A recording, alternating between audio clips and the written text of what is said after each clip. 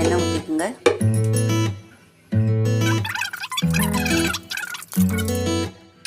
வெங்காயம் போட்டுப்போம்.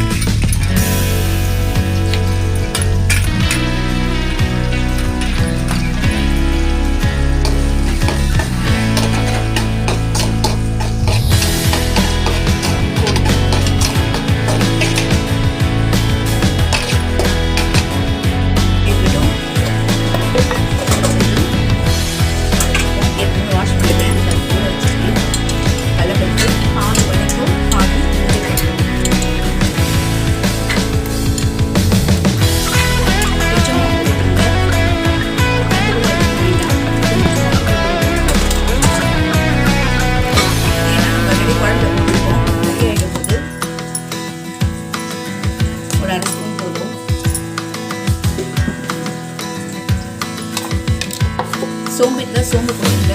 சோம்பு போட்டு அரைங்க. ஓகேவா?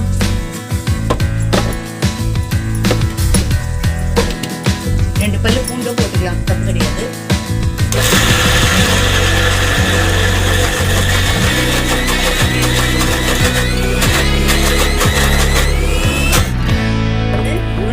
உருண்டைக்கு இந்த பக்கம் இருந்தால் தான் நல்லா இருக்கும். சரிங்களா? வெங்காயம், பச்சை மிளகாய், கறிவேப்பிலை போட்டு குழம்பு கொதிச்சு வந்துட்டு தான் நம்ம உருண்டை பிரித்து போடணும். சரியா?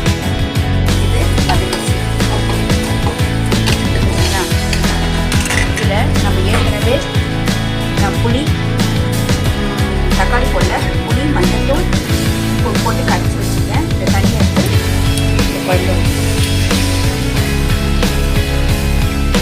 தாளிச்சாச்சு. பாருங்கள், இது கொதிச்சு வரும். சரிங்களா? கொதிச்சு வந்த பிறகுனா நம்ம உருண்டையை பிடிச்சி போடணும். சரியா? அப்போ போடும்போது ஸ்டவ் வந்து ஸ்லோ பண்ணிக்கணும். ஏன்னா உருண்டை பிடிச்சி போடும்போது சம்டைம்ஸ் வந்து அதை உருண்டை கரைஞ்சிடும், அப்புறம் குழம்பெல்லாம் மாறிடும். ஓகேங்களா? அதனால் ஸ்லோ பண்ணிவிட்டு கொஞ்சம் கொஞ்சமாக போடணும். முதல்ல ஒரு 5 உருண்டை, அதுக்கப்புறம் ஒரு 5 உருண்டை போட்டு மூடி வச்சோம்னா தான் முழுசாக இருக்கும். ஓகே, இதை வந்து இதில் போட்டுப்போம்.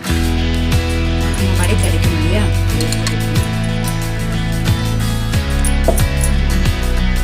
குழம்பு இந்த வடைக்கு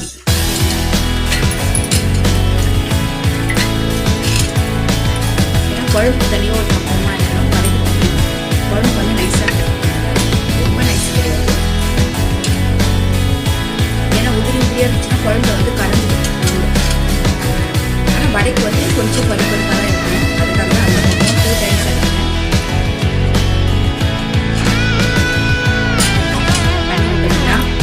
ஒரே ரவுண்டு போட்டால் கொஞ்சம் உப்பு போட்டுருக்கோம். நம்ம தனியாக வடை போடுறோம். அதனால் அதுக்கு தேவையான போட்டாச்சு. பூண்டு போட்டுக்குங்க. போட்டு ஒரே ஒரு சுத்து மட்டும் போட்டு எடுத்துருங்க. சவுண்டு வரும், அதனால் கட் பண்ணுறேன். வந்து வடைக்கு பாருங்கள், பருப்பருப்பாக இருக்குது. இது நமக்கு கொஞ்சம் நைஸாக இருக்குது. பட் ரெண்டுத்துக்குமே வெங்காயம், பச்சை மிளகாய், கறிவேப்பிலை போட போகிறோம். சரிங்களா?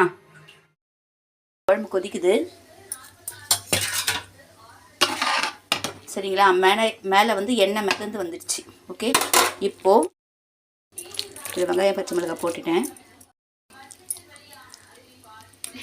மெல்லமாக போடுங்க.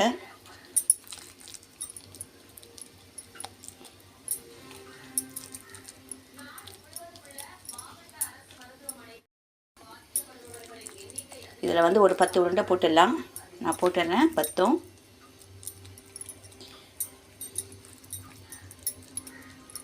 உங்களுக்கு எந்த சைஸ் வேணுமோ அந்த சைஸ் போட்டுங்க.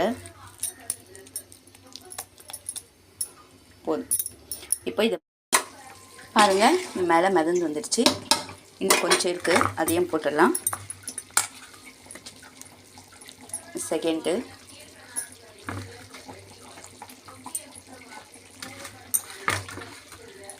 செகண்ட் டைம் இது. ஓகேங்களா? அவ்வளோதாங்க, முடிஞ்சு போச்சு. இது குழம்பு ரெடி. கொத்தமல்லி இருந்தால் கொத்தமல்லி போட்டு இறக்கிடுங்க. அப்படி இல்லையா போதும். சரிங்களா. இன்னும் ஒரு 10 நிமிஷம் கொதிச்சா பருப்பு வெந்துடும். 10 நிமிஷத்தில் வெந்துடும், ரொம்ப அதிக டைம்லாம் வேண்டாம். பாருங்கள் இப்போ எண்ணெய் மிதந்து வந்துடுச்சு. ஓகேங்களா. கொஞ்சம் ஒரு 5 நிமிஷம் கழிச்சு மறுபடியும் அந்த உருண்டையை வந்து திருப்பி போட்டுங்க, சரியாக போயிடும். ஓகே.